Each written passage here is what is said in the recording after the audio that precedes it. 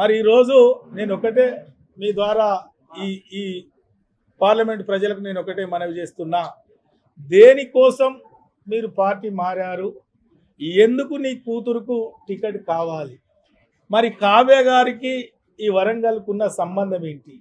కావ్య నజరుద్దీన్ వారి అత్తగారు గుంటూరు, మరి ఆ గుంటూరు వాసికి వరంగల్ పార్లమెంట్ టికెట్ ఏం అవసరం? మరి దయచేసి మహమ్మద్ కావ్య నజరుద్దీన్ ఎందుకు ఇక్కడ ఈ ప్రజలు ఓటు వేయాలి? నేను మీ బిడ్డగా, ఇక్కడ పుట్టి పెరిగిన బిడ్డగా, ఈ ప్రజల మధ్యలో ఉన్న బిడ్డగా, ఈ ప్రజల మధ్య కష్ట సుఖాలు పంచుకున్న బిడ్డగా, మరి నేను ఒకటే మనవి చేస్తున్నా, మరి గుంటూరు వాసి కావాలా, మీ బిడ్డ కావాలా? ఒకసారి మీరు ఆలోచన చేయాలి.